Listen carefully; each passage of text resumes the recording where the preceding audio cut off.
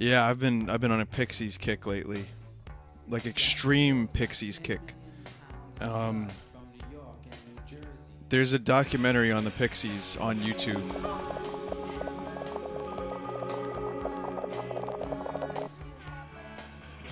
and it's hang on one second. It's actually completely just there, just there. I don't know if it's supposed to be there, but it's there. So, if you love the Pixies or you even have a passing interest in this band, I think it's absolutely fascinating. Tom York, David Bowie, um, a lot of other people. Graham Coxon, the guy from Bush, whoever the fuck that, Gavin Rossdale.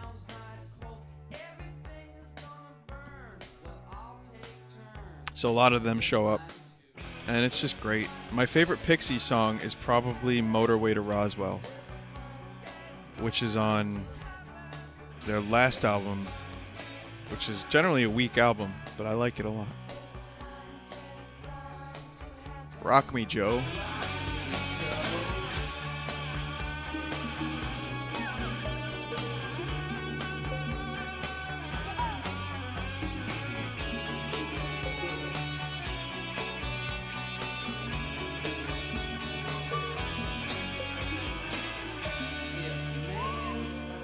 So I opened with Pink Floyd from the Final Cut. I was listening to that on the way to my work today, and I was like, Jesus Christ. That I think is really one of their best albums, and it gets a lot of shit.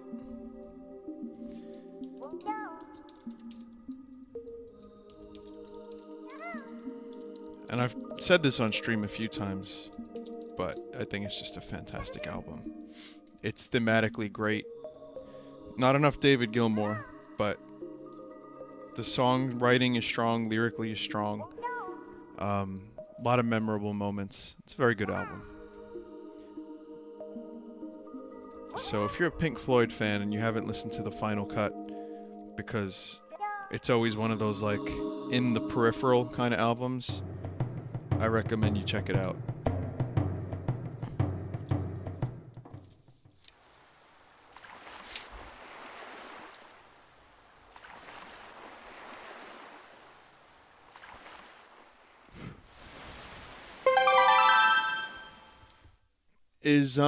Is Wink Waker a little loud for you guys? Or is the volume okay compared to my voice?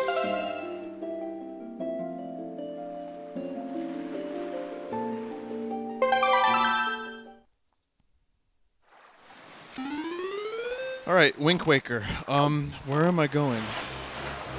Let's see if I can lower this a bit.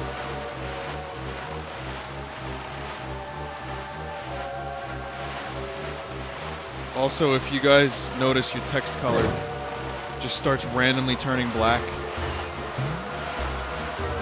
it's because they're randomly turning black. There's a glitch with slow chat.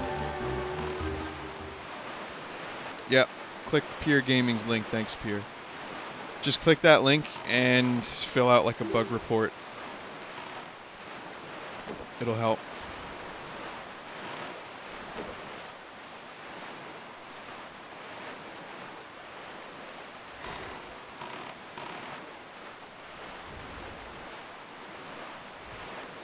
Apparently they did beta test.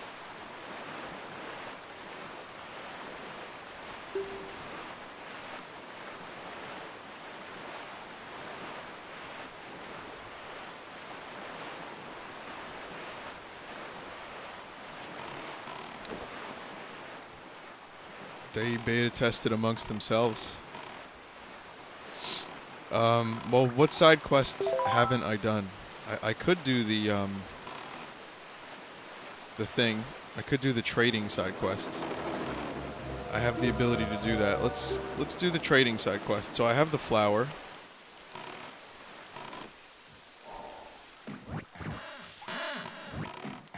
beta tested in the future.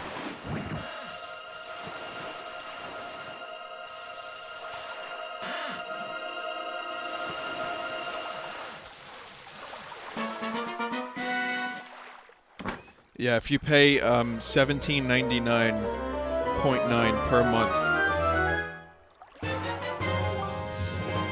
you will see hearts chart. Piece of heart locations. Oh, it's perfect. That's exactly what I was looking for, and I just stumbled into it. I didn't even know this chart existed.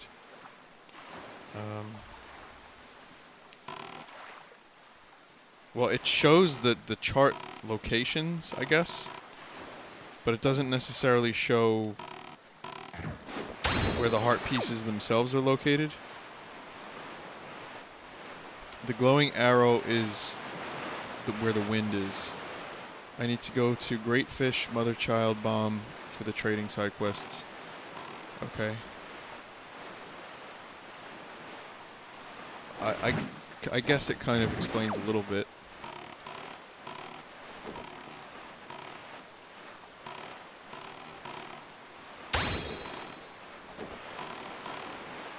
Uriah hit the crapper. The crapper. I have no chart for this region. According to this chart, there are other charts.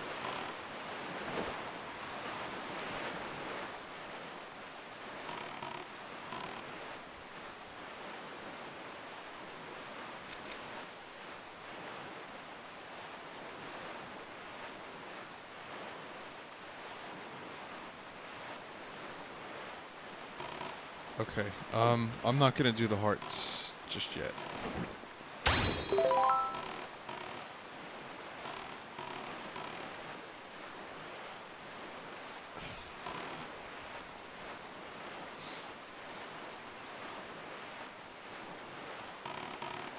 I'm gonna go to the first island I have to go to for the trading quest. This will be just like a side quest kind of thing. So don't expect the final dungeon just yet.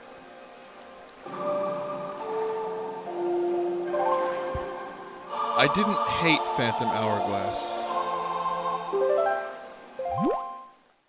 I thought Phantom Hourglass was alright.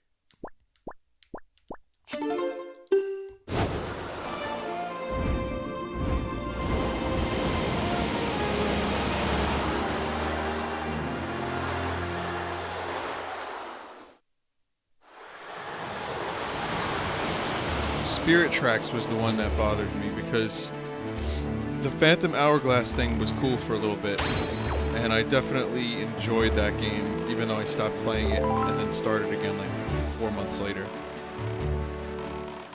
But Spirit Tracks, the thing that killed it for me was there was just this limited sense of freedom.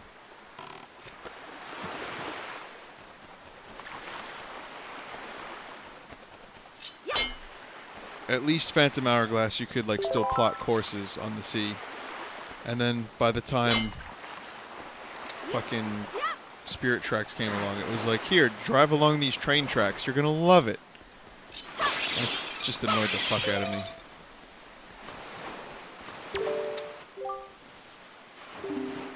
I'm what you'd call a traveling merchant. Yes, I'm just a cheery fellow who bobs between waves in search of all manner rare items, cracked and pristine, wild and woolly.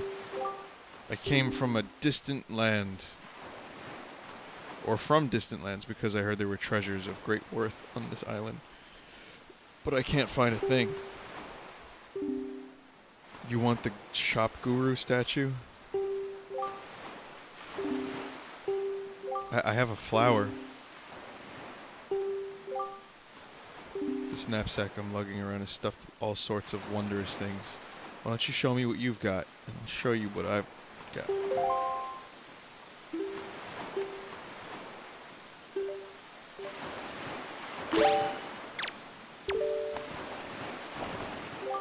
Huh? That's a town flower, is it not? In that case, would you be interested in trading that for this sea flower? Most worthy. My fee will be 20 rupees.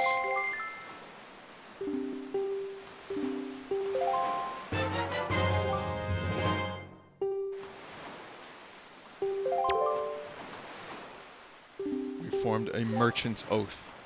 We're now Eskimo brothers.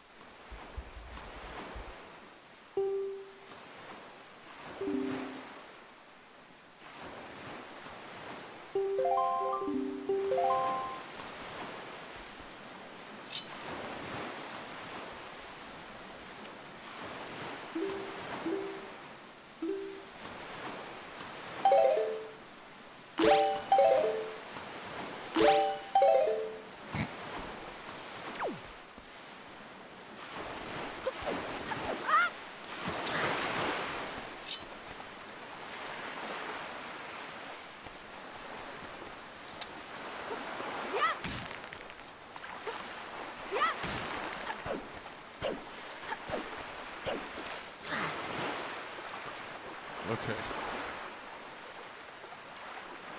I have to go to the Eskimo in Windfall Island? Are you serious? And here I am saying the words Eskimo Brothers. That was just a lucky guess.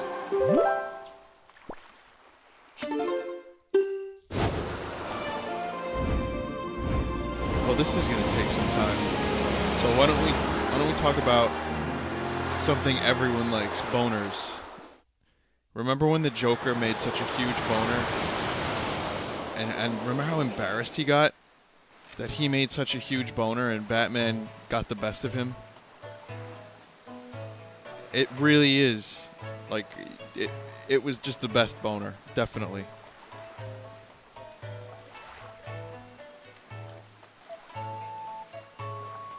Simple guide for magic armor? Yeah, sounds good. Vinny, are you hyped for DKC Tropical Freeze? Abso-fucking-lutely. Man, I can't tell you how much I liked Donkey Kong Country Returns. Actually, I can. I liked it a lot. It was excellent. I love a good 2D side-scrolling platformer. I'm just getting a thing. Give me 1 second, guys. But, I feel like Donkey Kong Country Returns is actually the best Donkey Kong game. I feel like it's actually better than Donkey Kong Country. I know, blasphemy, but I never felt like Donkey Kong Country were all like that amazing. They were great, but I mean, they didn't have the same tightness. They didn't have the same tight. Remember the tight that Super Mario World had? I felt like Donkey Kong Country kind of lacked that. It was more style than anything else. Great game. Excellent game. Actually, Donkey Kong Country 2 was great too. But Returns was tight. Very tight. Gameplay was excellent. Presentation was excellent. And I can't wait for the next one. Although I kind of wish Retro would have done a Metroid game instead.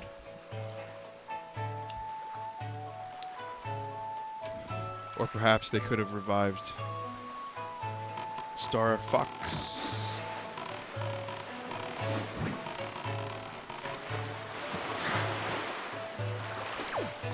Have fun with the Monster Hunter. See ya. That's another great game. That's definitely a game I would like to play again at some point. You want to talk about tight? Fucking Monster Hunter was tight.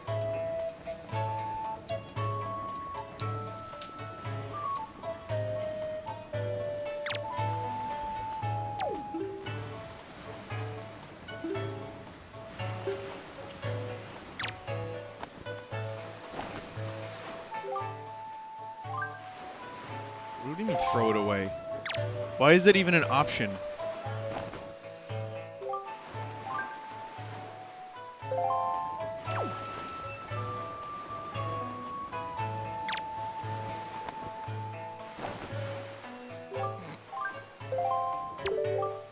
A shipment.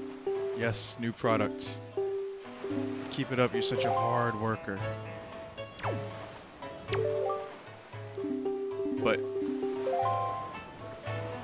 don't understand.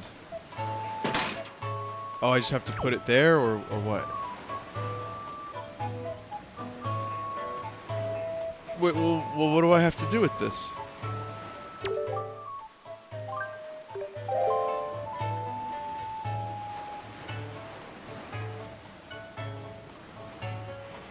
When you trade the item, it automatically goes to the merchant. Oh.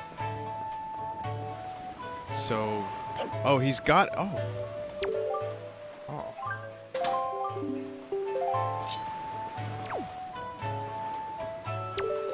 Yeah, he does have it.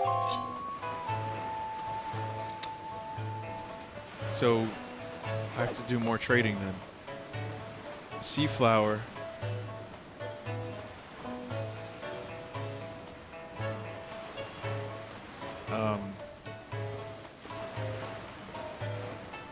What?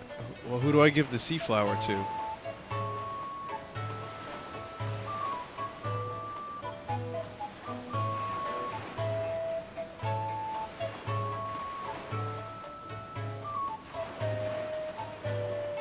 I'm reading this thing and it doesn't make any sense.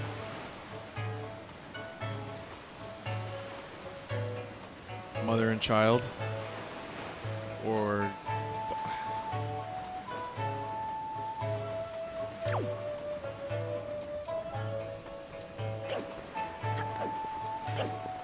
This trading quest is beans.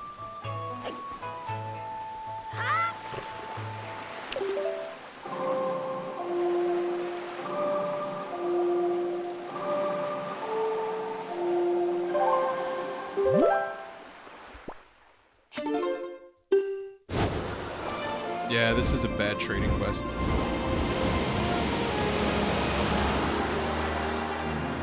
I was hoping to get at least a few more hearts before I do Ganon's castle. I always wondered why it was spelled with one N as opposed to the two N's it was originally spelled with.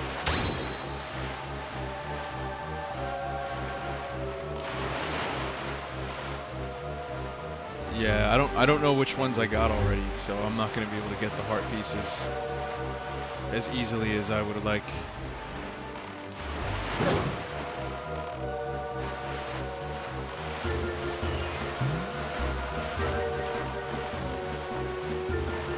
Is this alive? No.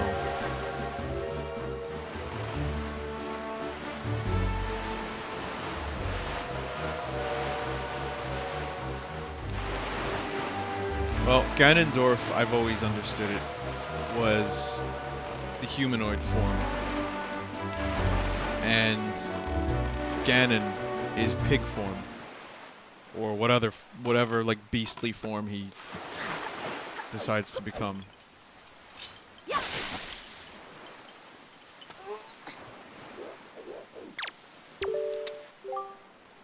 I know, traveling merchant, man. I get it. Listen, there's nothing you could tell me that I don't know at this point.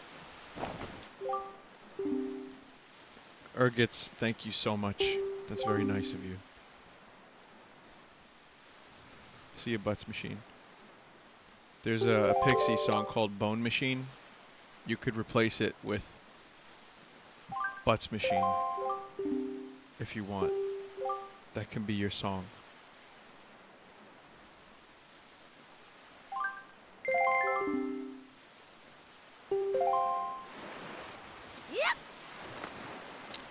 Alright, so now I got Town Flower.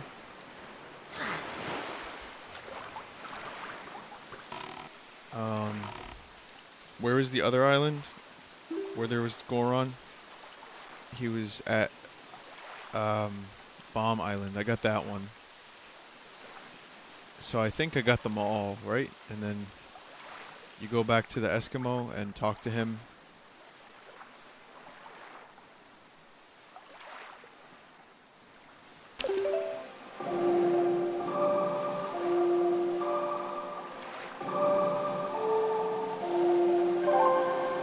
There's no way I fucked it up.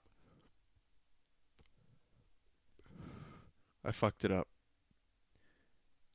trade him the town flower again.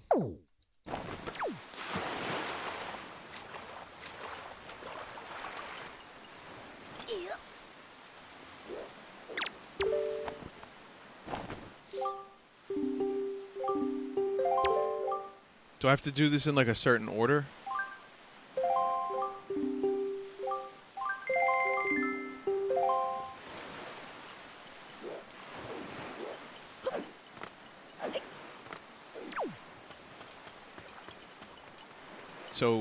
So just keep going to different islands.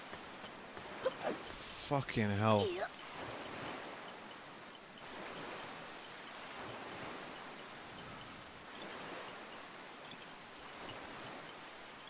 Simply having a wonderful Christmas time.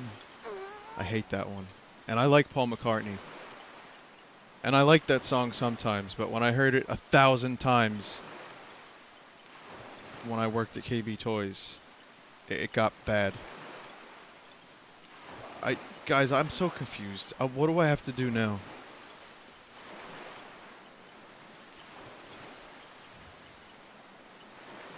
Fork in the brain. Fork in the brain. Do I go there with the sea flower or what?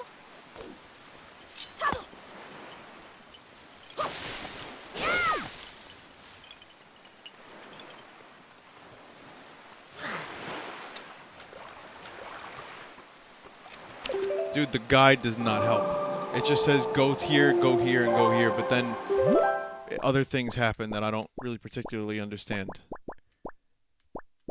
Oh, where the fuck is Bomb Island anyway? Shit.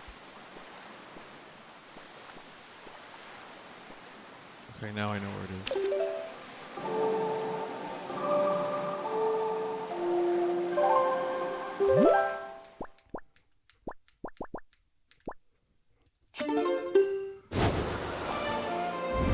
So,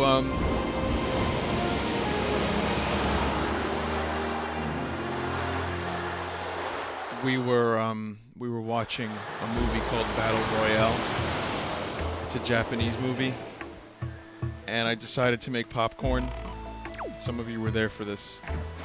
And while I was making the popcorn, it said put it in for 4 minutes, right? I had stopped paying attention to how long the popcorn was in there. And it said 4 minutes, okay? So I put it in for 4 minutes on high, and I have like a nuclear microwave apparently. I take the popcorn out, and it just like smoked into my face. It was if someone took a smoke machine and just fucking unleashed it into my nostrils. So I went like this. I went, ah! And then after that, like I just got really nauseous. I started crying, you know, because it was like the smoke went into my fucking eyes. So now I'm tearing. And I have to, like, pour water on the fucking popcorn because it's still smoking. And it's disgusting and it's all black. And, then it just smelled really, really bad. And you know what? Today, even after I left my window open and I, like, sprayed,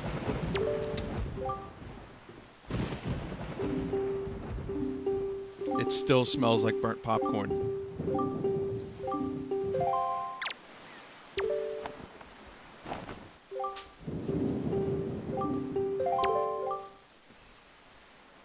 But why does he have a town flower? I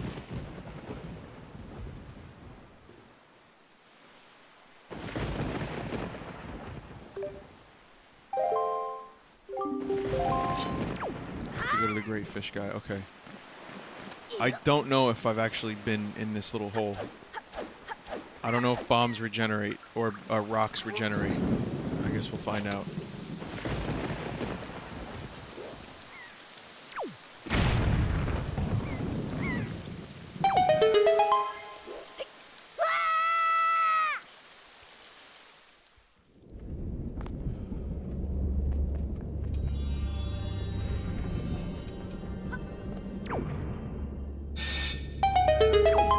They respawn.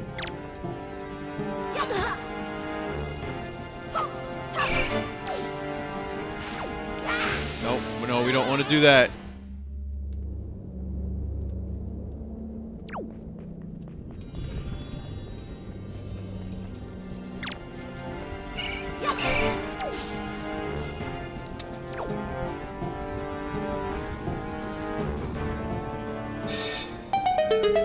Abortion shark, I don't know how you burnt your Pop-Tarts twice like that. That's really impressive of you.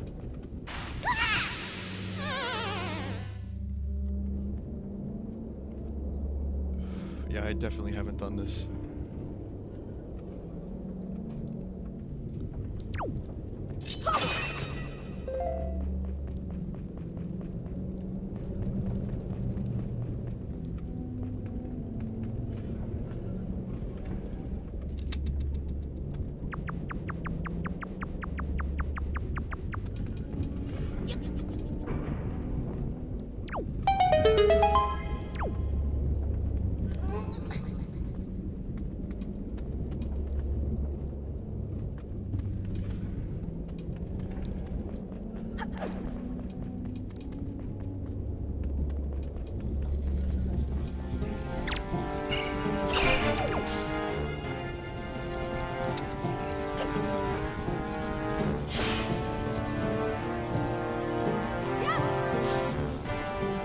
Really?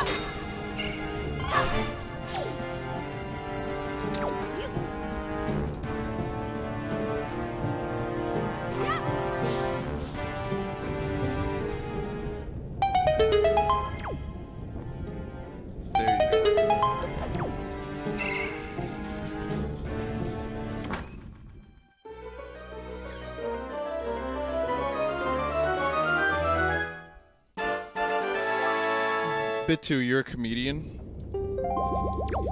You're not, what's his name? From Joe Rogan's podcast, are you? I know he's a gamer. Oh god, what the hell is that dude's name?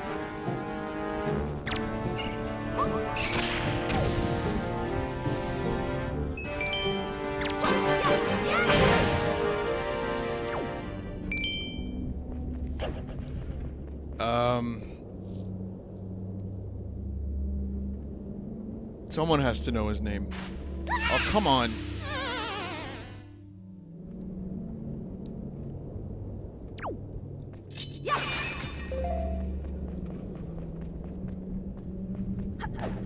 I know, the lizard spits. No, it's not Joe Rogan from the Joe Rogan podcast. It's not Ro Jogan. There was a hole to go down? Not Ari. Oh, there was another... Oh, what the hell was his name? It's powerful. I know that. Not Red Band. Not Brian. It's just a frequent guest.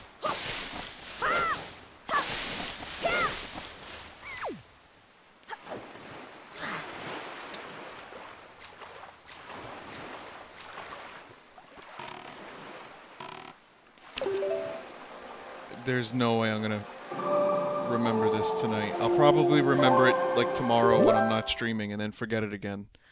It's not Joey Diaz. Sure.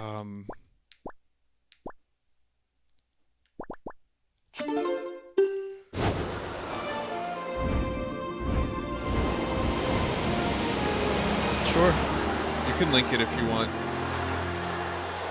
What's your name? Blitu? Blitu? Not Tom Segura. You're naming literally everyone but the guy. I know who it's not. Let's just put it that way.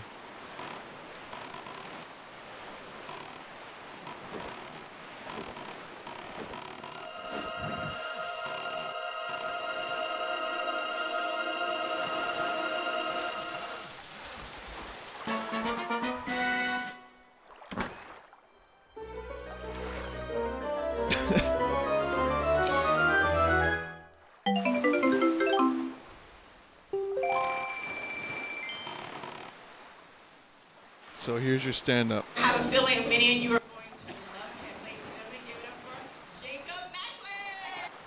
I hope he's just because I love him. Cool. Is that an Arnold impression? That's how it goes. Still, cool. I'm glad you have the balls to do stand-up. I've always wanted to attempt stand-up comedy, but I don't have the balls for it. Actually, I might now, but, you know, not making any efforts in that department.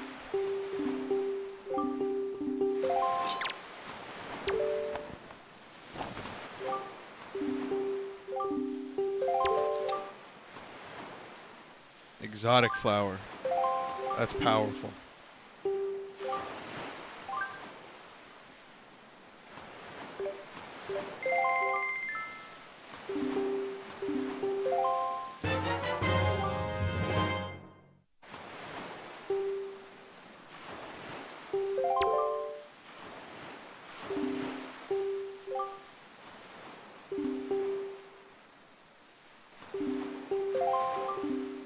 Okay, so I just did the 3 flowers.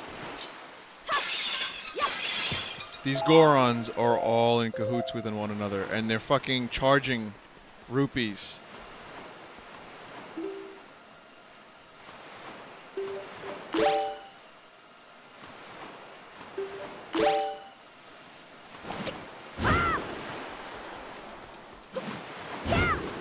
Oh?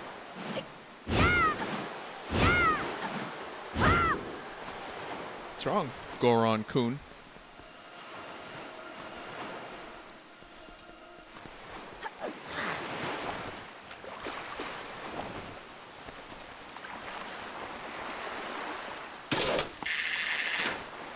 Someone said there was like a chest here.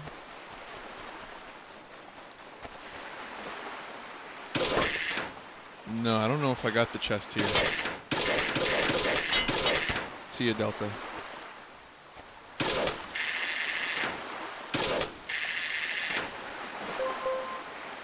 That hole. Oh, there is a hole. Okay.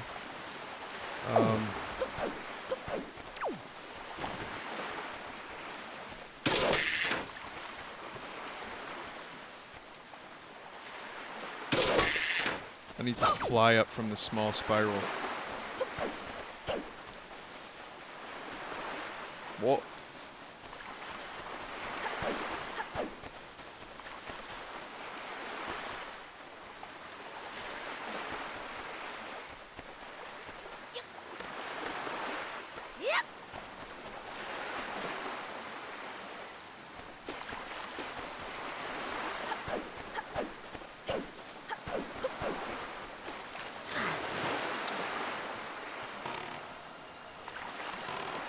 Okay, I'm fucking trying to remember this name the entire time, and it's just distracting me. So I'm going to find it real quick.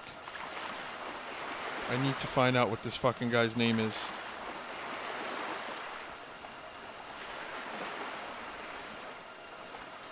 It is...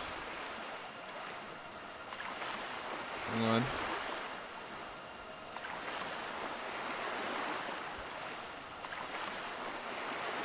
Duncan Trussell. He plays StarCraft and other things. And he was talking about GTA. I was actually thinking about messaging him and being like, dude, let's talk about video games.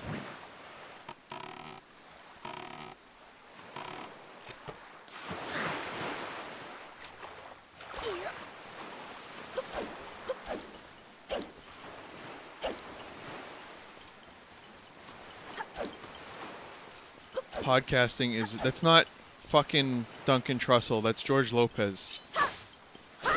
Actually, that's Carlos Mencia. Hey, white people! Hey!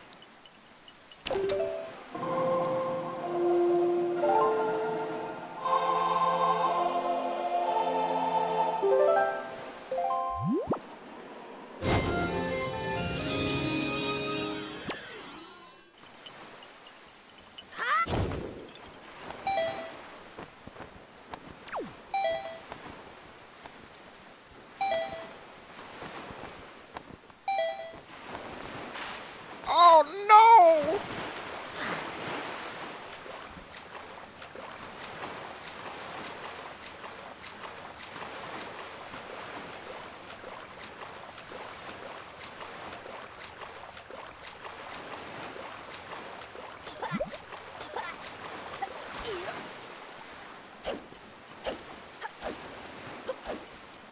I'm not really sure where this hole is.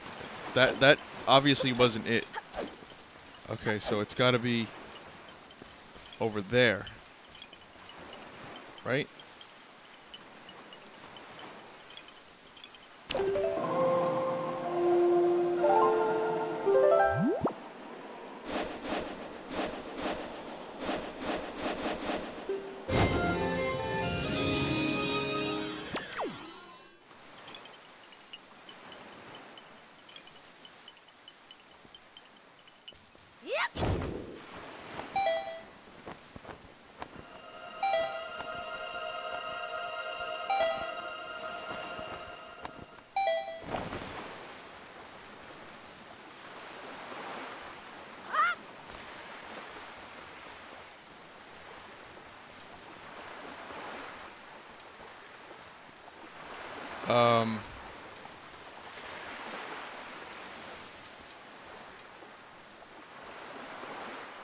Oh.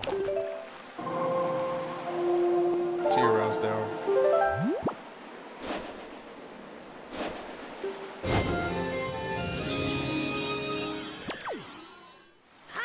Whoa!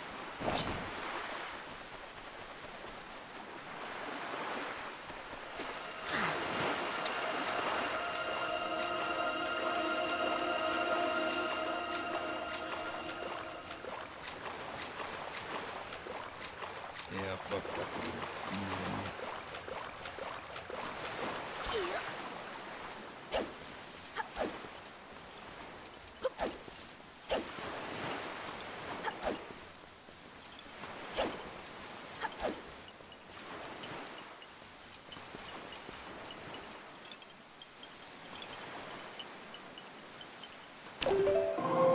Watch me not have enough magic to get over there. I can feel it in my plums.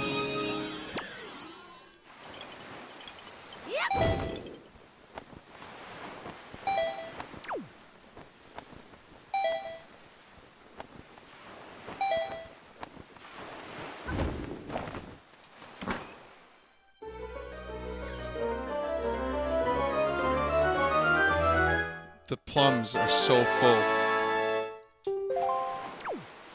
Okay. Okay, so that's done. My butt is over that way.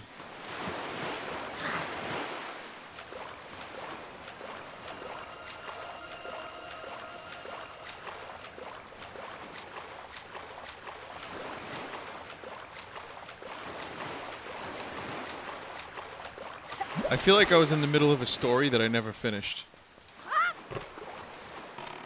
Did that happen? Did I not finish a story? No, I got Duncan Trussell's name. There was another thing.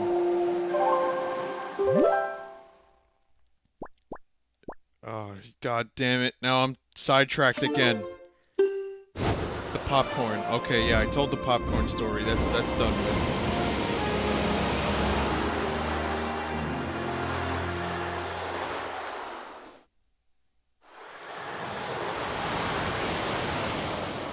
Wait, I have to go to Mother and Child Island again?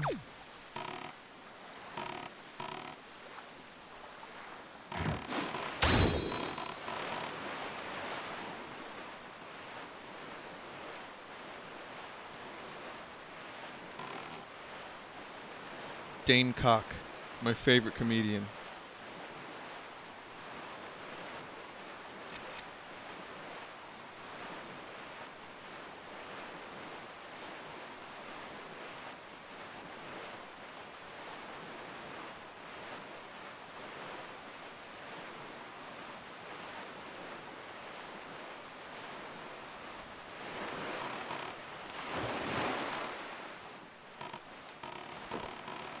Hey, don't knock Eddie Murphy. He was great. I need to get the pinwheel, Naz.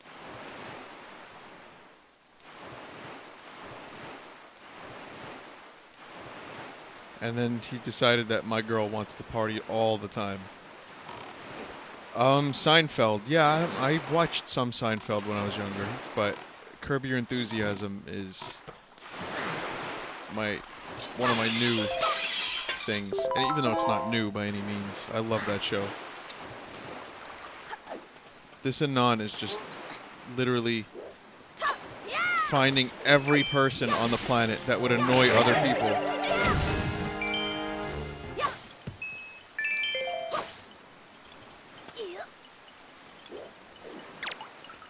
Rob Schneider is a popsicle. Kids in the Hall. I used to watch that. I mean, Monty Python is still my favorite comedy of anything ever.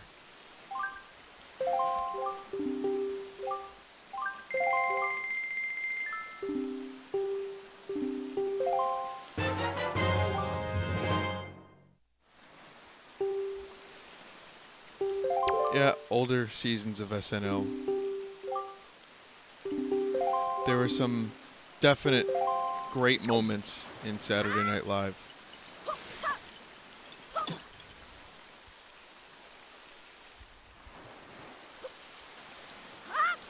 Doug Stanhope is great. I love Doug Stanhope. His comedy is very bleak and very, very depressing at times, but also amazing.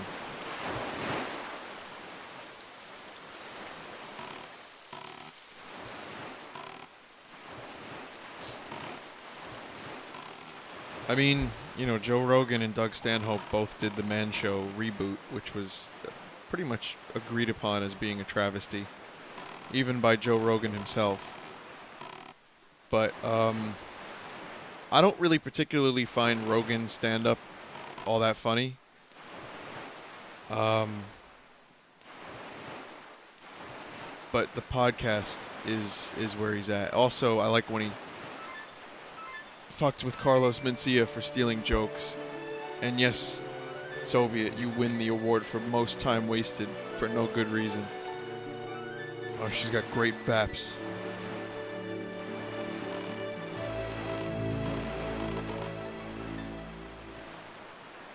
Oh, the original Man Show with Kimmel and Carolla was great.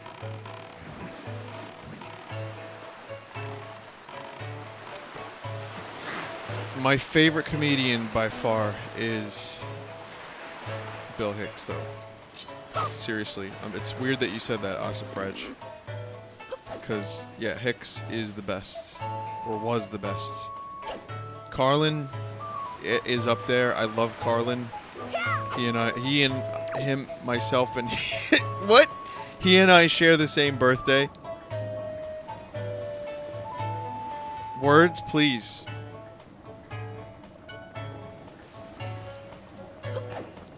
I love Carlin, but Hicks is just, he was the best. You guys should watch, if you guys like Bill Hicks, watch a thing called American, the Bill Hicks story. It's fucking great.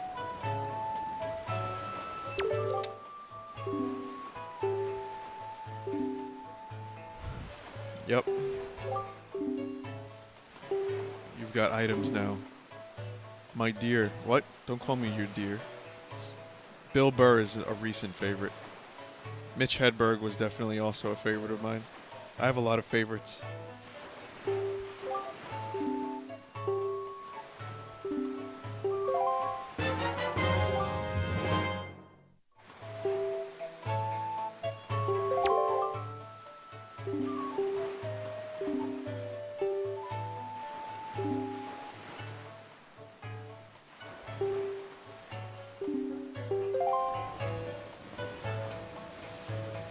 Dennis Leary stole Bill Hicks.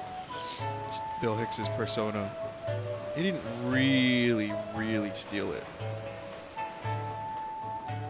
But take Pinwheel on Bomb Island for Sickle Mun. Alright, I gotta go back to Bomb Island for Mun.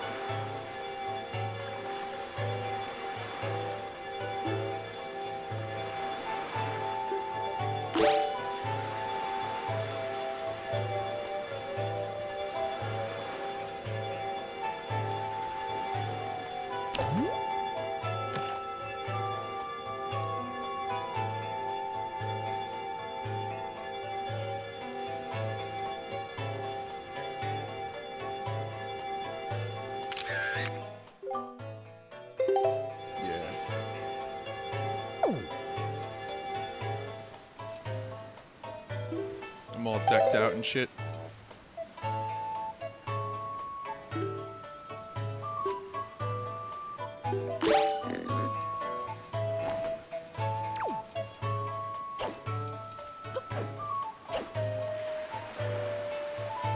Where the fuck did my boat go? Boat.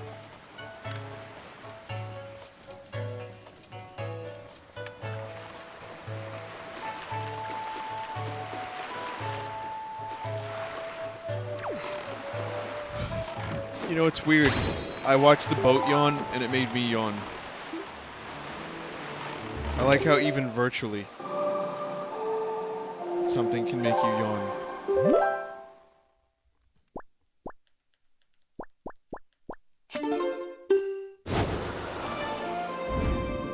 I don't think that Japan's gonna like Advance Wars.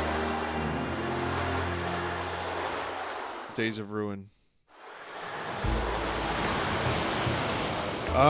There are moments from Tim and Eric that I like. There's every now and then there's a video that I see that makes me laugh. Hey Joel, but I don't really love them. I think they go a little bit too far, and it's a little so random. A little too so random for my liking.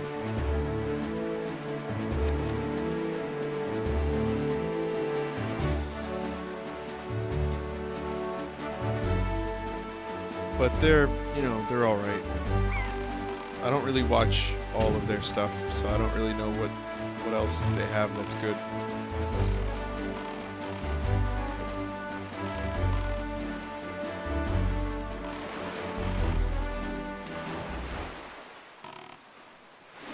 I liked more out there humor when I was smoking a lot more weed. You know, I haven't smoked in like a long time, so you know that's like not anymore. Do I like Fred Armisen? Actually, yes, I do. I love Portlandia. Well, I haven't seen all of Portlandia, but the episodes I saw, I did like. I especially like the Battlestar Galactica episode. Well, the thing is, if they're not going for the stoner market, they've achieved it, whether they wanted to or not. They can poke fun at it all they want, but that was when I enjoyed it most. And that's just my personal thing. I'm sure it's not the same for everyone.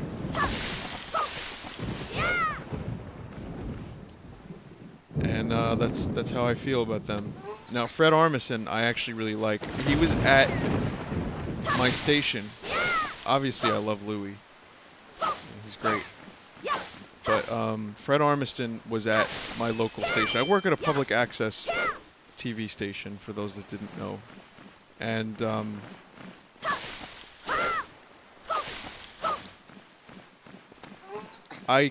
Joel, I'm sure it's satire. I'm sure I'm missing a lot. of what they're trying to do. And I hate to sidetrack what I'm saying, but I really do feel like there's moments. There's a fucking a thing they did with the black guy and this big booty black girl, and it's like a dance video. And if that's satire, then I'm retarded. I feel like they're good, they're funny, but you have to admit that some of it is just to get a laugh. So that's all I'm gonna say. I don't dislike them by any means, but I just don't watch them anymore. As I was saying, Fred Armisen was at the station, and the reason he agreed to come to my station to do an interview is because a lot of the members of Saturday Night Live at the time apparently watched public access TV shows as opposed to satire, boss. That's what I'm talking about. Oh, I gotta talk to Goron, man. I'm just destroying the island while getting lost in thought. So, they watch our station's shitty programming to get ideas for SNL. And there's one particular show just called The Comedy Show that we did, not really so much anymore, that isn't really funny. It's like try-hard type stuff. And there's like a drummer, and like, you know, he just does a lot of weird drum stuff. And the only time they actually had someone pretty interesting on their show that was legitimately funny, they banned his performance, and that was Jay Miller. So anyway, it's basically an unfunny comedy show that the guys at SNL used to watch to get ideas. And so Fred Armisen used to watch it, and he decided that he wanted to be on the show as a gag or whatever. I have no idea, but he was on the show. He got to meet the dudes, and that was it. People got a bunch of pictures with him. I have a confession to make. I did not meet him. I did not meet Fred Armisen. I was not working that day. And I wasn't told about him being there until afterwards. Otherwise, I would have requested that I work.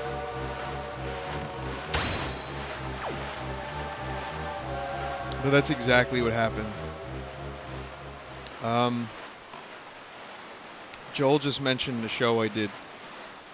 Before I worked at my job, I did a show called Up Too Late, and it was like a sketch comedy show.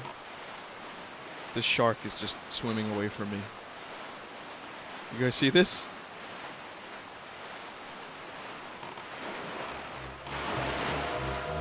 So we did we did a show called Up Too Late, and it was about, I did it maybe like 6-7 years ago, something like that, maybe more.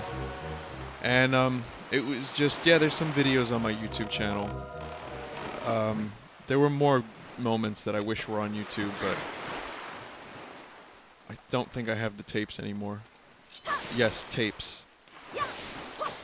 And I was like the sidekick with a guitar. All I did was just like watch the host and just add little funny jibes every now and then. See, the problem is though, and this is a true story, the host, who was my friend, had some really big problems. He could not make it through a monologue. He would not remember lines. He would fumble over his words frequently. If he wrote any jokes down, they just did not translate well.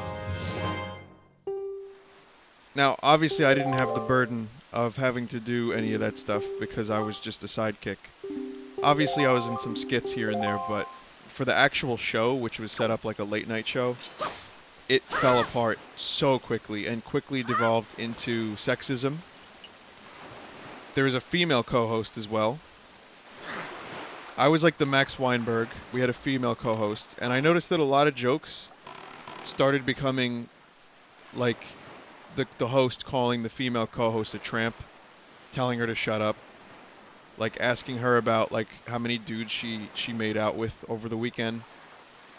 And that was just, I'm surprised she actually even continued to do that show. It really, really amazes me.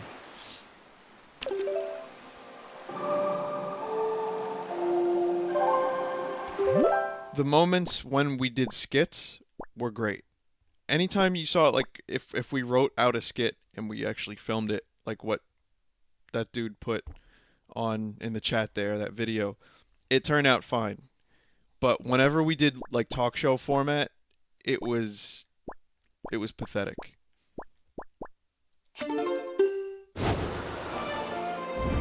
Another weird dynamic is, like I said, at the time I was 20, 21. My friend Rob and I, the host, had this weird competition thing going on. I'm naturally fine on camera. I don't mind, I don't get nervous.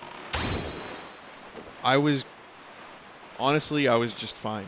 And every now and then, I would like have like a little retort that I would just, throw in there for comedic value. They weren't all good. They were pretty good, but every now and then I had something that was good, and he would just downplay it. And it was like, or he didn't know how to respond to it to keep the rapport going. So it was just a mess. No wonder we didn't do more of that show, now that I think about it.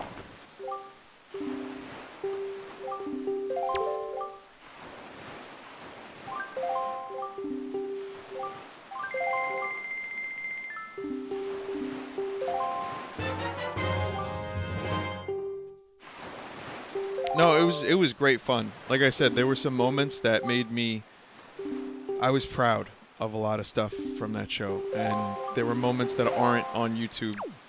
We did 4 episodes. My old band actually did a song, like my old band, before I had like my good band.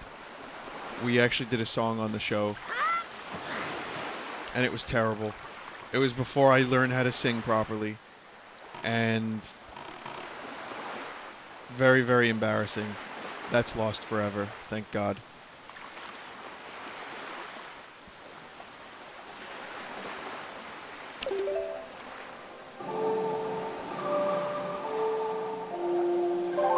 But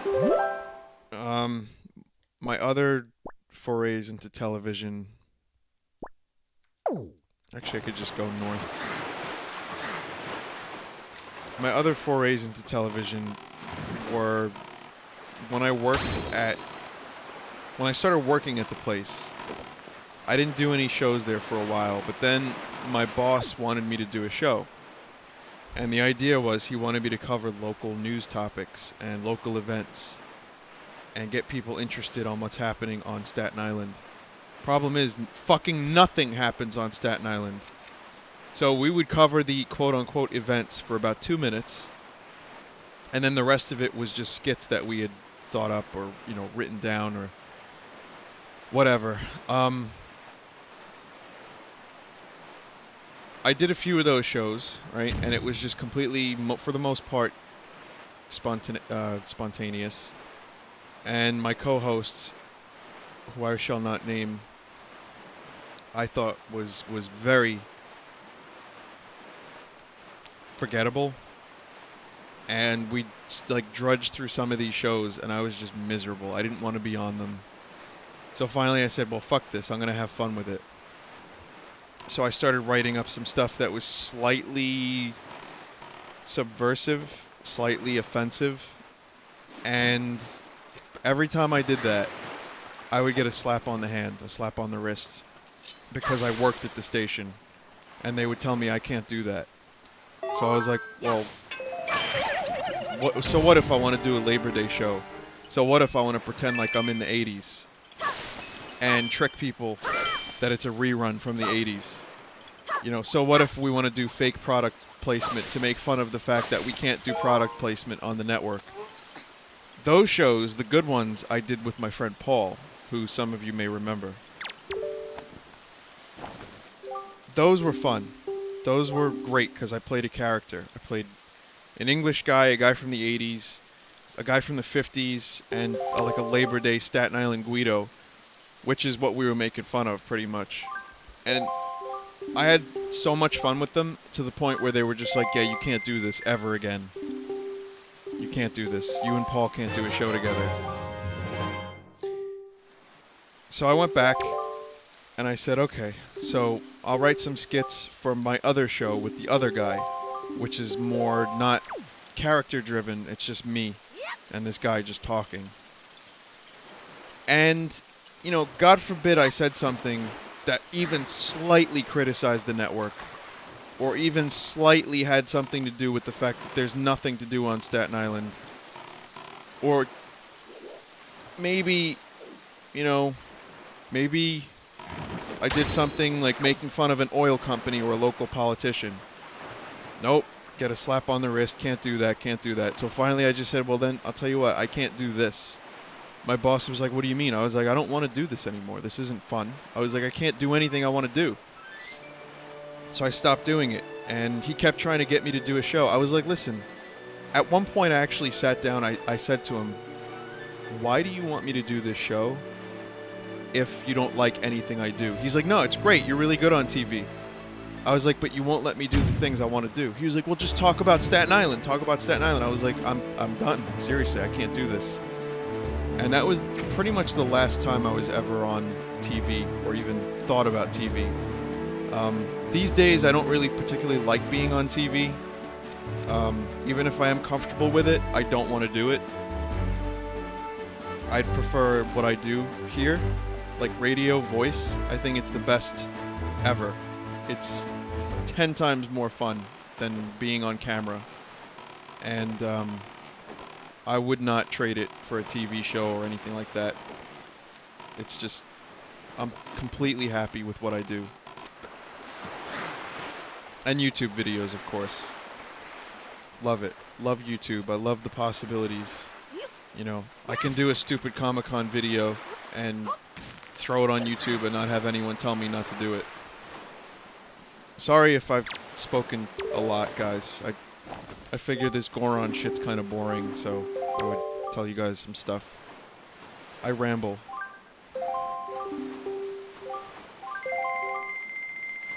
What was Pierre's question? I didn't read it, sorry. Pierre, can you repost? What would you say if someone from TV wants to interview you? Oh yeah, sure, I would do it. Only if it was someone with a sense of humor.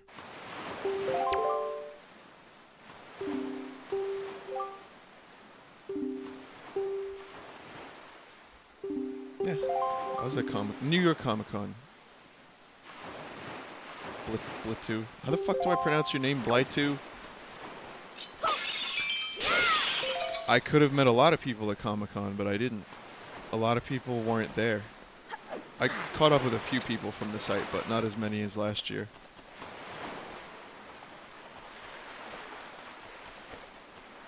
You know, the funny thing is, Ninimu, Blitu, okay. Ninimu says, Vinny, do you think the stream gets more viewership than my public access station?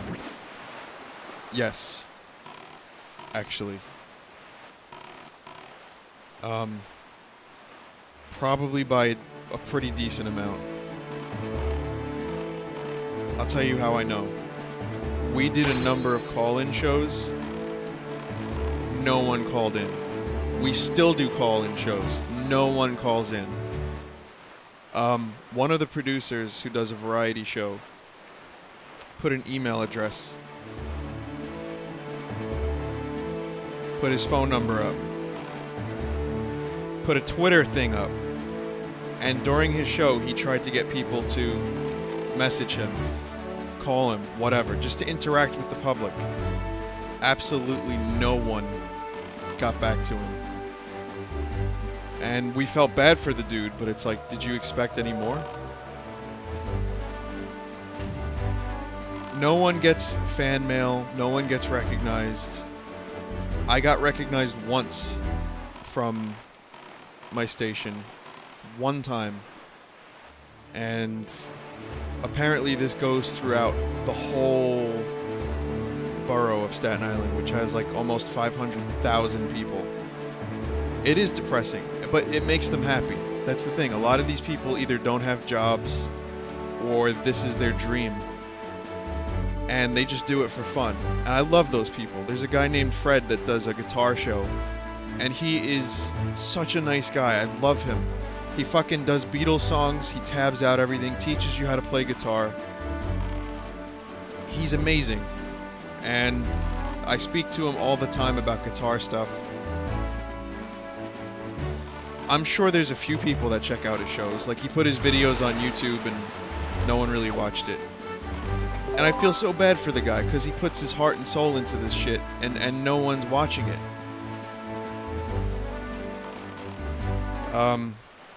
Then there's people, again, I'm not going to name any names, but there are people that have huge egos that are using this station as a way to try to make it big. There's a guy who wants to be the next talk show host who's very jealous of people like Jimmy Fallon and Jimmy Kimmel, who feels he can do a lot better, and he puts on this huge production and gets like local talent to do interviews with, and they're never really any good. He's actually worse at monologues than the dude I was with when I did my show. So it's just, yeah.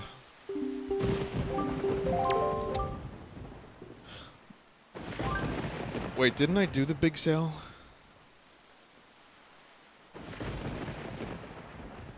Traded immediately. Big sale, great. Traded it again. Wait, then again, trade it? Wait a minute. I have to trade the hero flag to the same Goron back at Great Fish. Oh, that is dicks. I have to trade him his own item.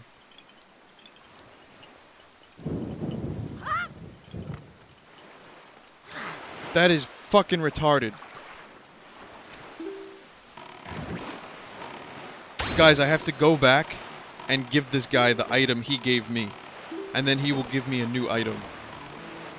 The teleport, honestly, this is the same speed. Actually, that's not true.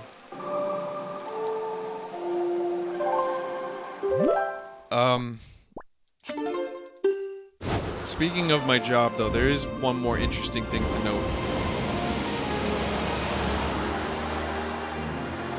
Community television.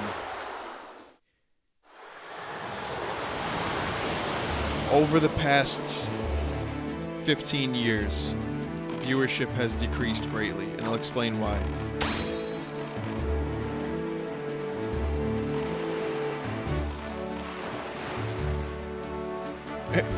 You did like a Swedish jackass, Joel? If you can get that on YouTube, man. Well, the internet, of course, killed public access, but in the late 80s to almost the late 90s, my job was great. My station was great. I watched it when I was a kid. There were some really great shows. People were doing innovative stuff. You know, people would talk about it. Apparently, the place was packed with people. There was always something new going on, always something fun. A number of things led to the failure of my place. I'll tell you what happened.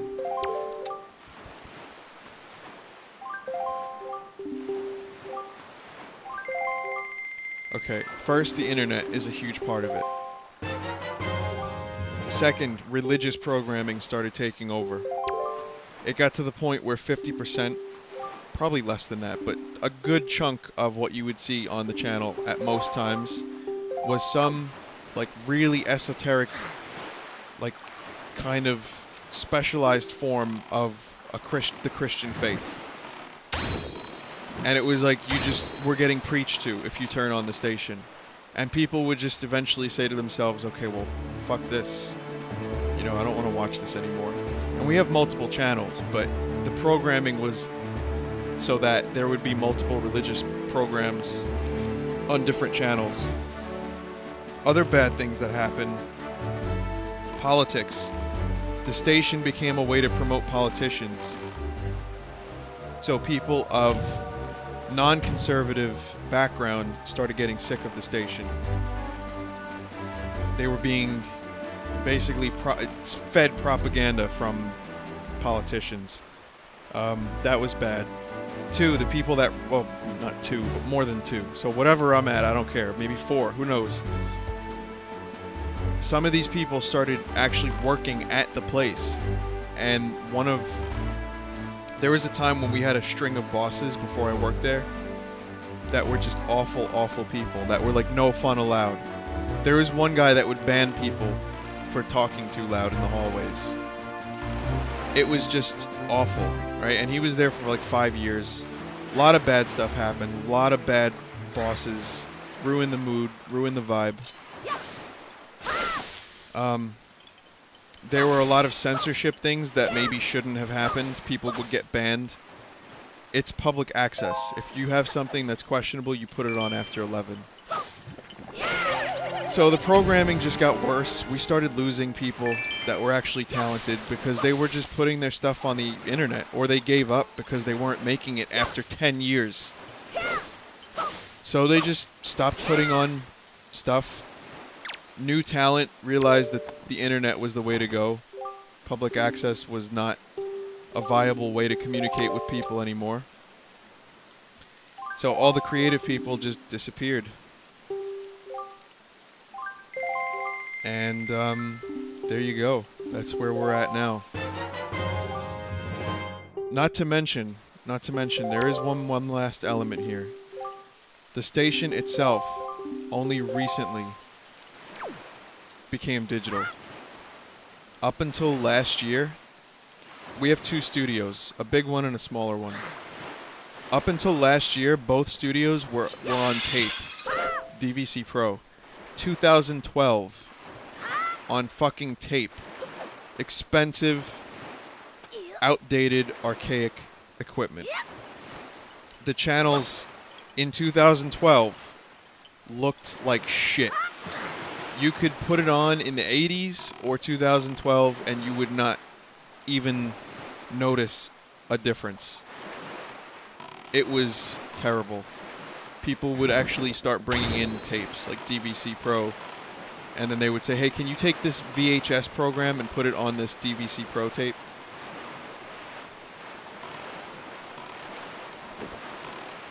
So, yeah, a lot of really stupid decisions. We finally went digital, and what do you know? Most people don't know how to use it. And yeah, I saw that, Joel. I love that video, actually. So yeah, now that we've went digital, we've lost people because they don't know how to use it. Because it's just a bunch of old people that are familiar with what they're familiar with, and that's it. We're trying to upgrade the big studio to digital, but I'm personally afraid that if we do that, we're going to lose even more people. Because no one's going to know how to use it. Seriously guys, I had to teach someone how to use Firefox today. And he wasn't getting it. It took me a half hour to teach him how to go onto YouTube. So, it's just bad. One last thing. There is one last thing. No advertisements are allowed on our station. So most people that come to try to do a show on our channel or a commercial or something, once they find out, like they'll take the orientation, they'll speak to some people, they'll get certified, and once they figure out that they can't advertise, they just leave and never come back. We lose 90% of the people that way. So it's a sad state of affairs. Would my boss throw a shit fit if he found out about the stuff I said live? I mean, sure, there's always a potential, but here's the thing. I spoke the truth. And my boss got fired. The guy that's currently in charge, he and I have had this conversation many times.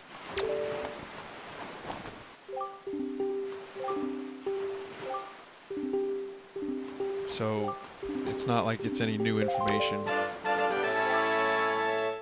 I'm not worried about the place falling apart because we have a deal with Time Warner and Verizon that gives us money per subscriber.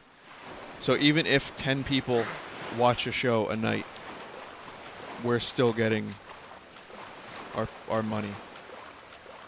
Now, I could say some stuff about the money that would probably get me in a lot of trouble. I'm not going to do that.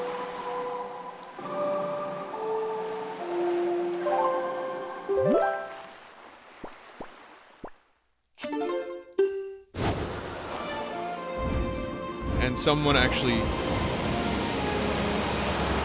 No, hang on, Mackerel. There is happiness there. There is happiness. There are people that love what they do there. I have some great coworkers.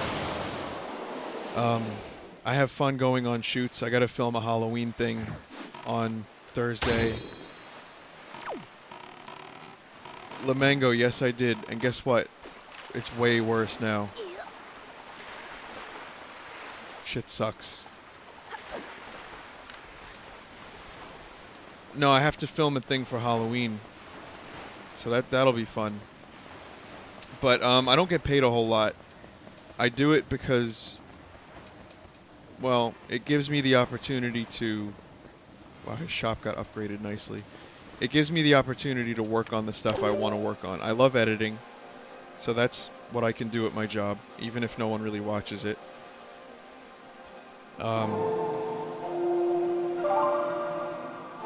Most times, between you and I, everyone, most times I'm able to kind of just watch some Star Trek while I watch the phones and open doors and stuff.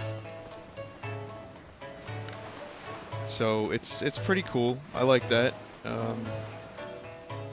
You know, if I'm not editing, I'm basically keeping an eye on the phones and the door. So I can just chill out. I can work on Vinesauce. I can, you know, take care of my personal business. So I like it. It's a stress-free job. I don't need stress in my life.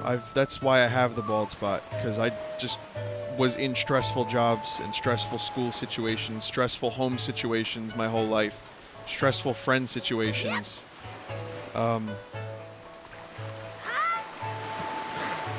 So for me, it's very important that I don't go to a place where people give me a hard time, and my job is great. Right now, it's quite good.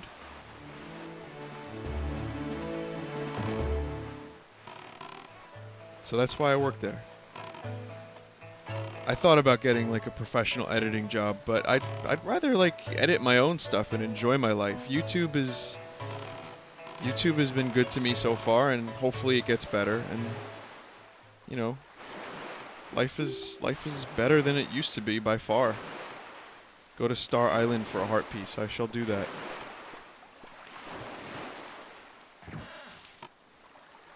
I'm not gonna decorate the whole island. How long would that take, you think? Nas, how long do you think that would take?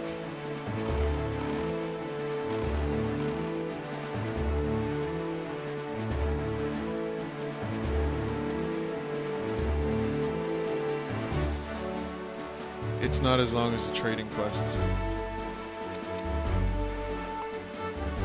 Joel, if I had $1 million, I would live the simplest life. I seriously would. I would go on a nice little vacation for myself, which I haven't had in a long time. I would fucking save that money.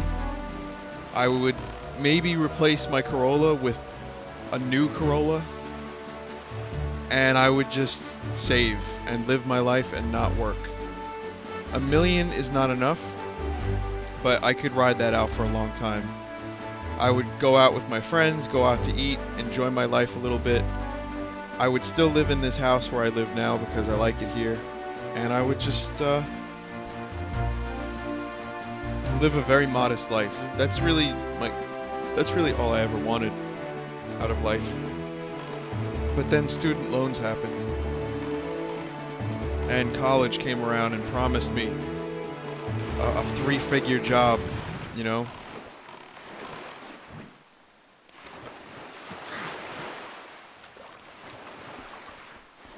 Well, here's the other thing, too, incoming. It's not so much about avoiding stress. You could avoid stress very easily if you just stayed home and did nothing else. But you need to make money, so that's stress. The trick is learning how to deal with... I'm sorry, six-figure job. That's what I meant. I do, Adam Blue, yes.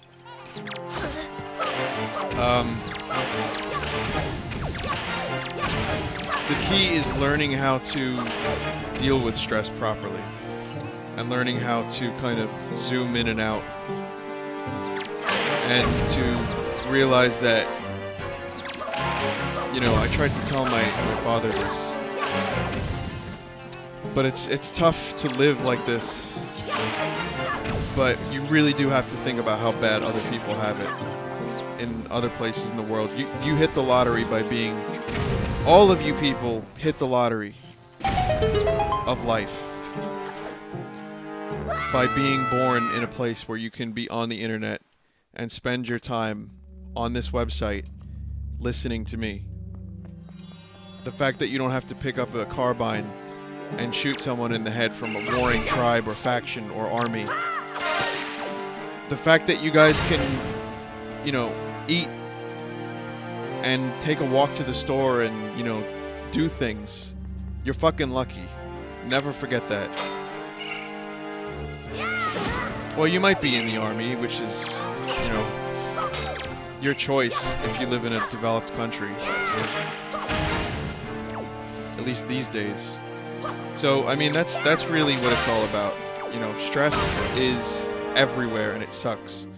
But being 28, I can promise you guys it gets easier, it gets better. As long as you don't become a vindictive, spiteful, petty asshole. I hate to quote Russell Brand, but, you know, there are some people that compare themselves to other people, right? Russell Brand said, like, you have to, I don't know how he said it very British, and it was wonderful. But you should always try to better yourself. You should always try to, like, reach deep down from within, and you have to realize what you're bad at and get better at it.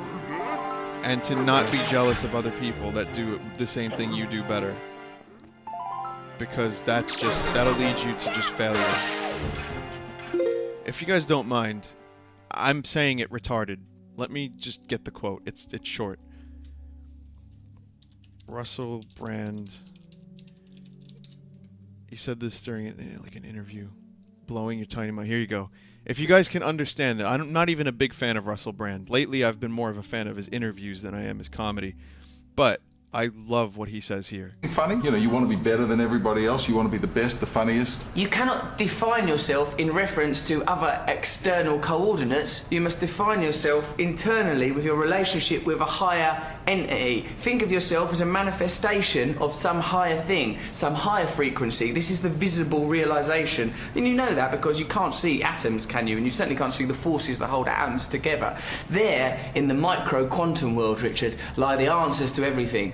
We can't understand it with our logical, rational minds, but we feel it intuitively. Get yourself in alignment with that stuff and you beam like the sun. Jeepers creepers. Yeah, man. You got... So, you know,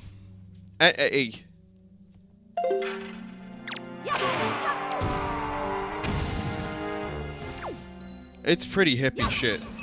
And I have had my times when hippiness was good for me. Lately, it's not that time. I'm very pragmatistical. I'm definitely more of a realist.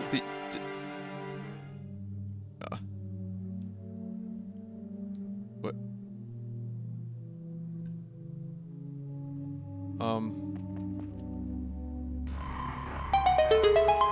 He just fell through the world.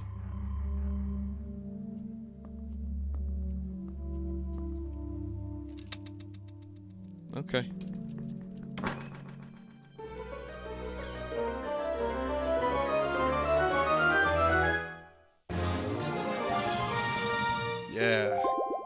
Heart peace. There were times in my life when I was writing a lot more music, for example, that I became more hippie, and I would align myself with a higher and I used to meditate and stuff like that, which served my interests very well at that point in time. Nowadays, not so much. Nowadays, I'm very grounded. I still have my spiritual side. I do believe in karma. I do believe in certain things that maybe some people would criticize me for. Incoming numbers! Sorry, I had a cock in my throat. But I feel like...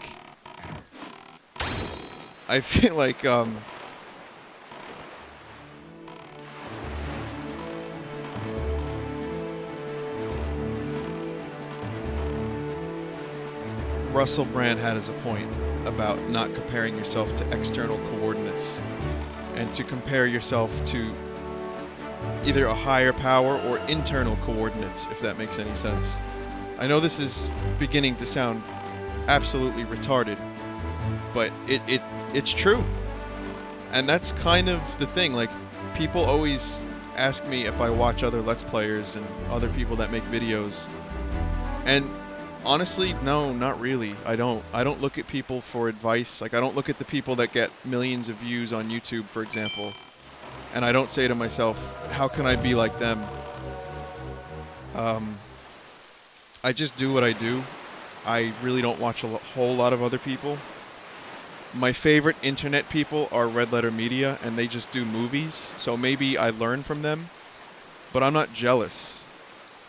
I like to kind of be inspired, and it's definitely worked out well for me, and I'm a very happy person that way. I don't like to get down on myself because other people are doing better, even though I know my content, for example, on YouTube is really good and pretty genuine, and I mean, hell, I like it, so.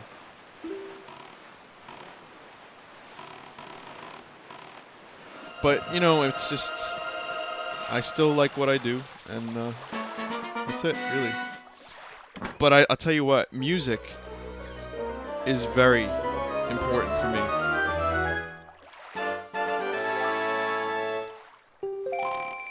And if I can give you guys one more tip on how I avoid stress, or how I deal with stress, or how I deal with how tough life can be, it's music. It's my favorite music. It literally gets me through every day.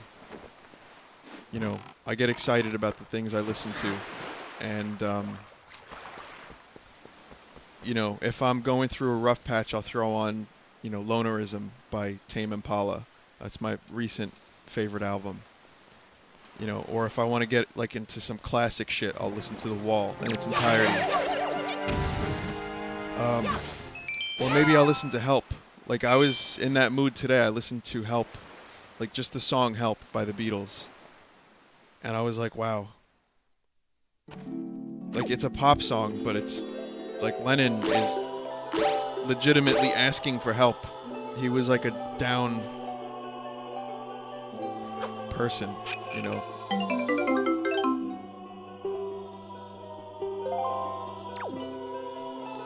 No, Joel, you know what it is? Sleep is excellent.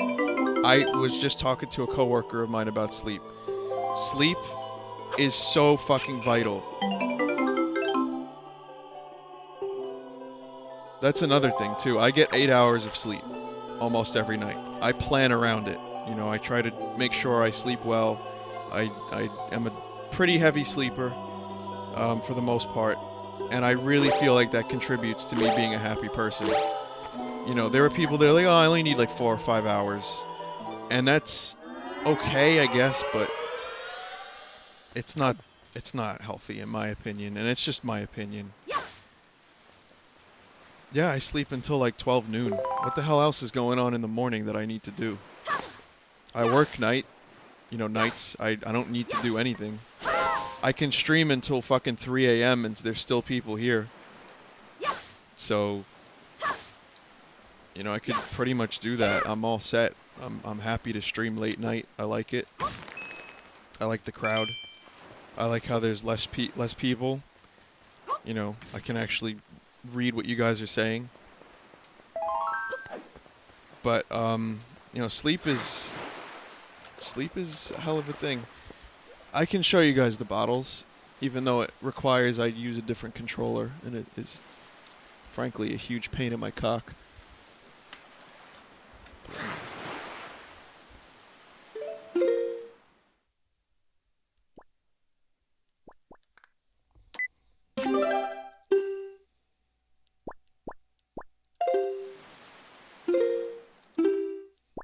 Feeling fabulous. Okay, that was actually really funny. Just hanging around in my castle with my #1 GF Tetra. I got that same one twice. What are the odds?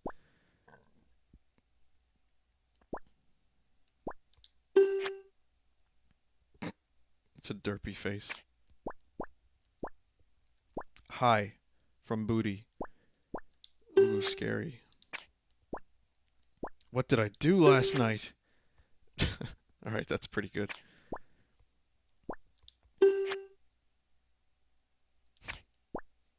Infinite sadness.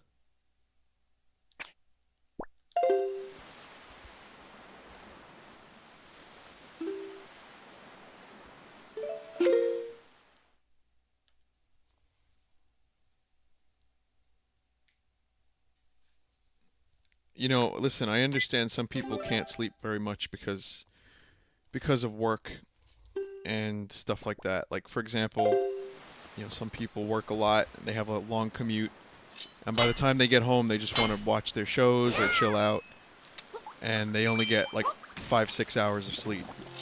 I've been there. You know, I worked in Jersey City, which for me was an hour and a half commute. I don't know why I said it like that.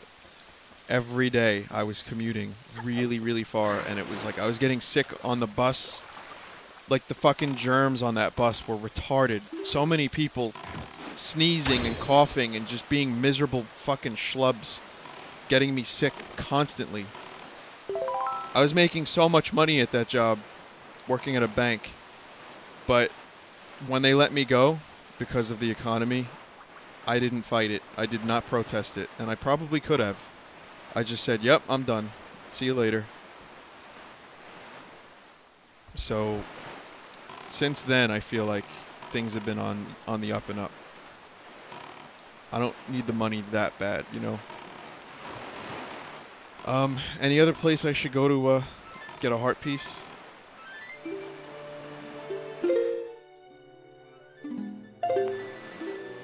What motivates me as a person? Oh, that's a great question, Joel. Death. I'm not gonna get this into, you know, fucking metaphysical mode, and I don't want to get all like crazy with the existentialness. But we're all a long time dead on a long enough time frame. And you have to understand, when someone really close to you, some of you guys know this, but when someone really close to you passes away, life takes on a different context. And for me, since last year, I've definitely become a different person. Certain things motivate me differently.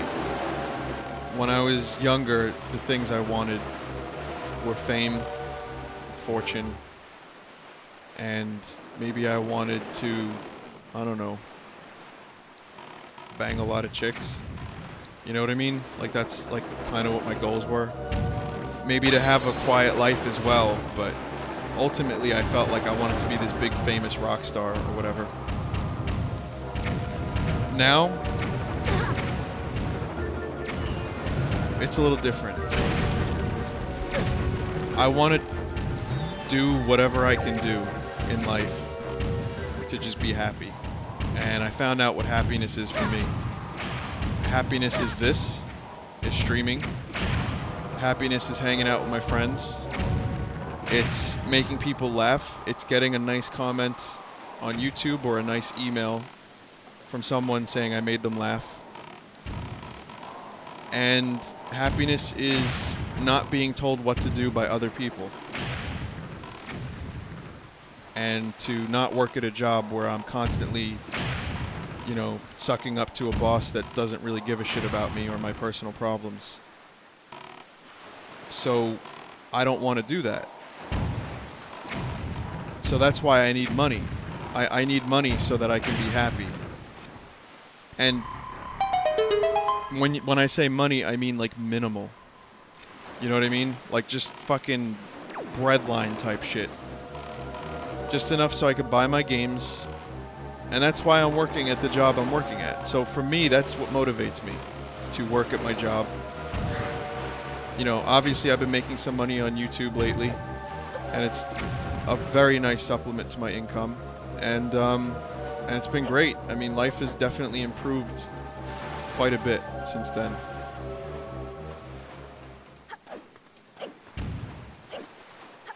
Are my parents proud? I mean, I hope my mom would be. My dad probably is too worried about himself.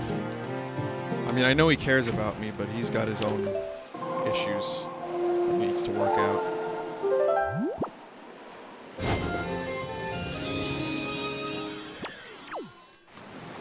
So, I mean, for me, I don't really think about parents or anyone being proud of me. I just think about me being proud of myself. No, not even close, Joel. I kind of wish it was. But, you know, you never know what the future may hold. As long as I keep making good videos and, like, not putting out, like, garbage. Even though the GTA videos I've been doing recently are just kind of short. Just attention-grabbing videos more than anything. But people seem to like them, so works for me. I'm not going to do too many more of those GTA videos where it's just like 50 seconds. But, you know.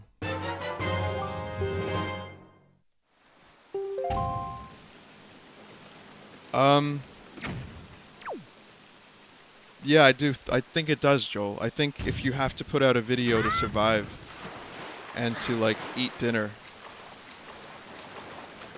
you're gonna do things differently. That's why I'm not quitting my job. I'm not gonna name YouTubers, but it gets to a level of desperation when you have to upload multiple videos a day. And I just don't know who has the time to watch like 6 videos from the same person in like, you know, a day or two. And I'm sure there are really nice people that do that, but I feel like that is, in essence, a way for them to guarantee their income. When you do videos like I do, you're relying on chance. Mostly. You're hoping that enough people will find it funny that they'll send it to their friends, that it'll hit a website.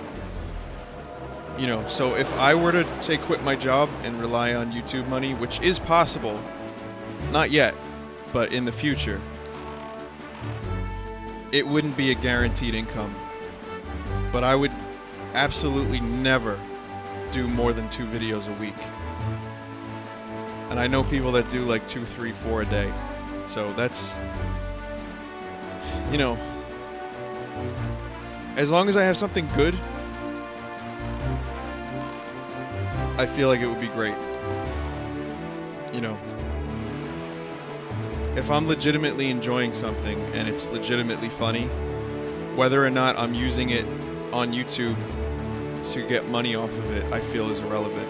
As long as the quality is there, as long as I stay true to myself, as long as I'm not screaming, "Oh, hey, everybody, it's beautiful!" As long as I'm not doing that, then I feel like, you know, it's not quite so bad. But I forget who said this. I think it was Larry David. Larry David said to Ricky Gervais, I think, You always have to have a place to go. His mom always told him that he's always, you should always have a place to go during the day. And I think it's healthy to have a job, even if it's like a little, shitty part-time job. It's nice to get out of the house, because if you're in the house too much, and I'm sorry if I'm speaking directly to some people, that are on the site. I don't mean anyone in particular, but I feel like if you're in the house too much, you start to let things bother you that normally wouldn't. But if you got a place to go, if you got a little job, you leave your stress at the job, and then when you're home, you're having a good time.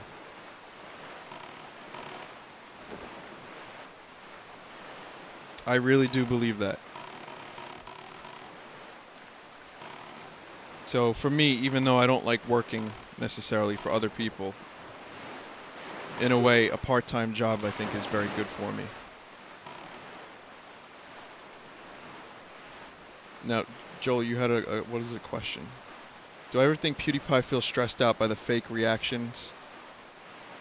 Wait, stressed out by like the fake reactions he has to do to maintain his job? Well, I'll tell you what about PewDiePie. To have an intelligent discussion about this guy. He's a millionaire. And he doesn't have to upload another video the rest of his life. And he'll stay a millionaire. And he'll keep raking in money because his old videos will get tons of views. He could rest on his laurels and never do anything work-related ever again. But I'll tell you what, when that kid gets older, and when he watches some of the videos that he did, I wonder if he's going to be proud, knowing that he was faking a lot of his reactions for views. I wonder if he was going to be proud of the screaming he did when he's like 30, when he's like 40. Is he going to go back and say to himself, wow, this is like great. This is like really like satirical, like good comedy that's interesting to watch. It's just, for like 15, 16, 17-year-old girls, that like to hear people scream. And you know what though? If KY has a point, it made him a millionaire. Now, without turning this into the opposite of what Russell Brand said, I do want to mention this. Russell Brand said don't compare yourself to external stuff. But someone made a comment on my world's exploration video. And that was just today, and so I started watching it, and I watched my world's exploration video, and it did pretty well. That video has like 150,000 views, and it was like I'd never put it on any websites. I just let it go into the world, and people found it. And if you watch that video, excuse me, I am feigning fear. I'm basically playing along. I'm acting. That's not. I'm not really scared. I didn't really lose my soul, but I'm kind of playing along, and the thing is though, I watched it and I legitimately enjoyed it. I actually really was proud of it, and I did that like 2 years ago. Now, that video does not make me money.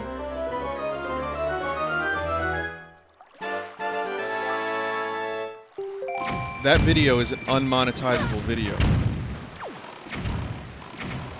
There's a lot of music from David Bowie, Mars Volta,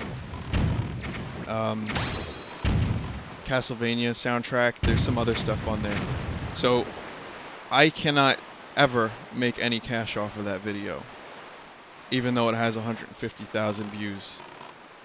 But I watched it today and I thought about it, and I was like, this is probably the best video on my channel. and it's like 11 minutes long. And I was like, you know what? I love this. I love what I do.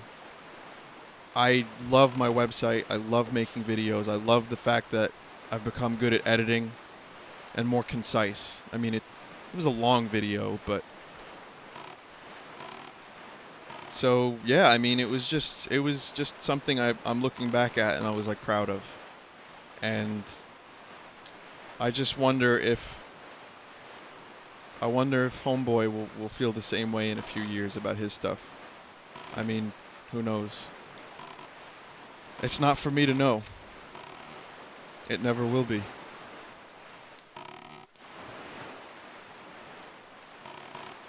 Yeah, every now and then, Dr. Kojak, I'm capable of some feels. I mean, I am a person under the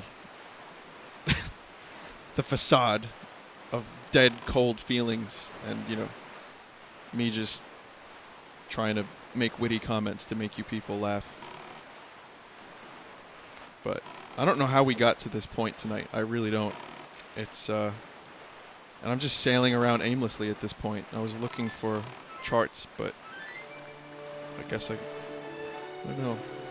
I'll tell you what, I'm going to actually wrap this up in a few minutes.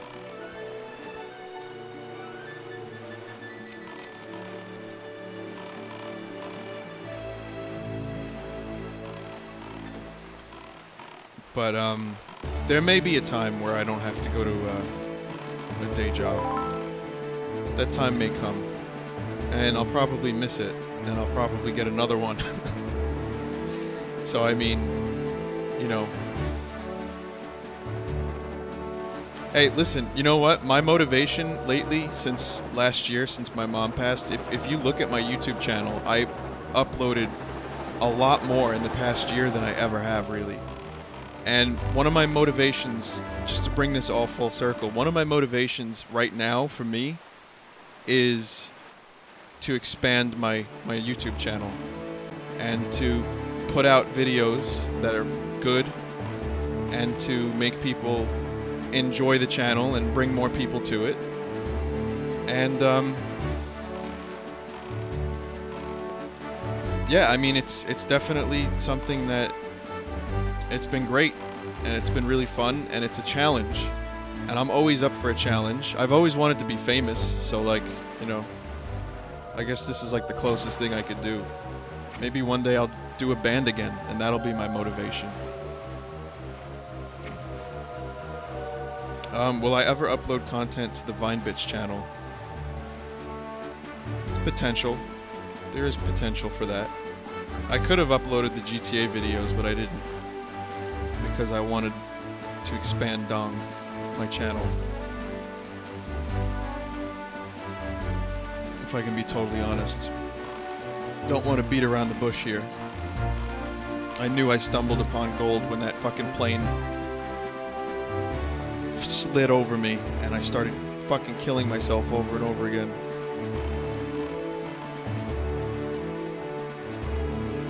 So... But it's been very good, and I've enjoyed the challenge of making it happen, and it motivates me. It keeps me going. I feel like I have kind of a purpose, you know, in a way, because life is pretty fucking bleak otherwise. If you don't have something you love, is what I'm trying to say. You know, it used to be music, and now it's videos. So. I hope it'll be music again, because music is better. Okay, anyway, I'm sorry. Listen, guys, thank you so much for listening to me rant on. It was incredibly helpful. I really, really enjoyed this. Some people would probably would prefer I played the game more and not rant, but I apologize to you guys.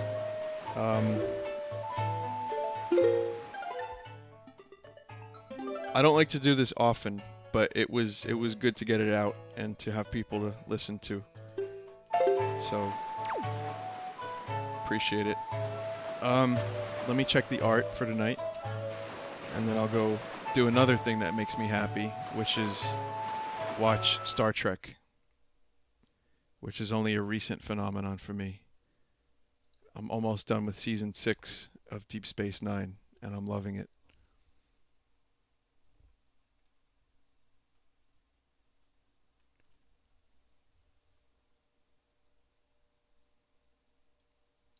If I did Star Trek Paisanos, man, that would. I mean, I was thinking about it, and it's gonna happen. I'm gonna do some of my favorite TNG episodes.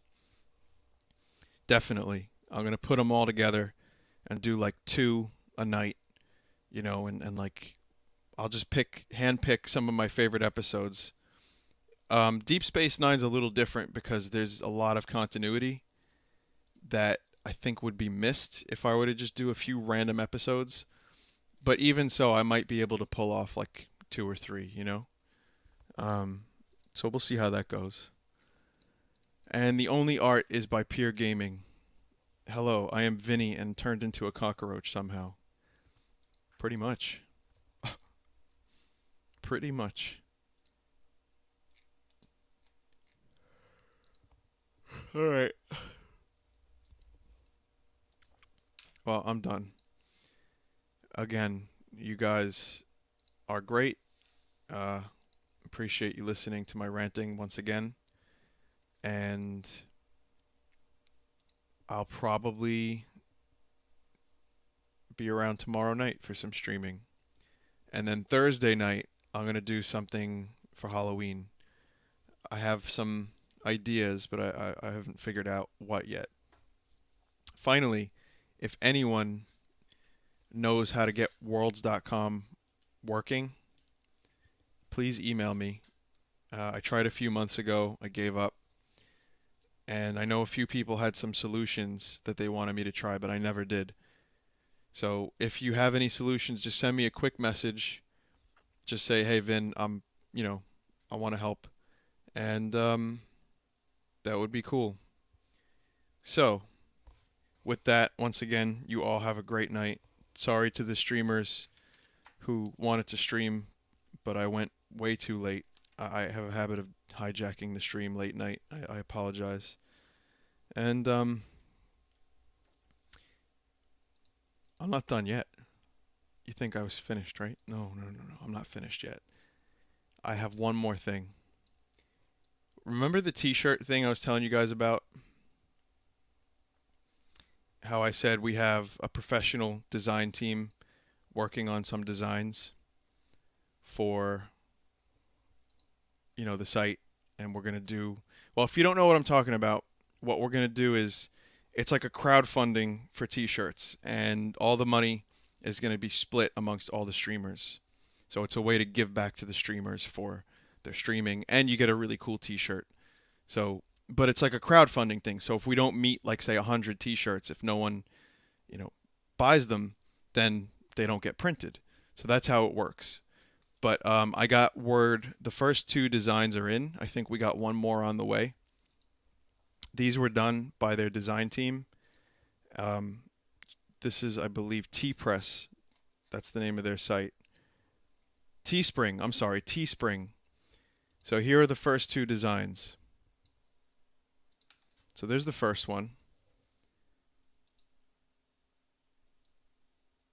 It's kind of got that cool, like, television feel to it, kind of like that. I like it a lot, actually. I might buy that one. I would wear that out. I would wear that to bars. And you can change the color of the shirt. And the other one is this one. Check this one out.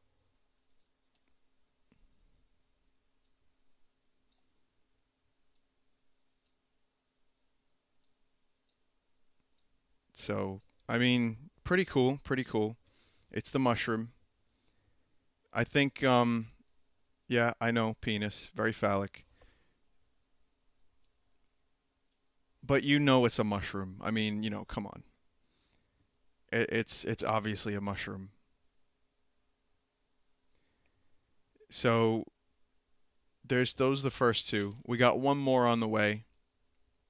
And it'll be a more traditional version of the logo. It's going to be,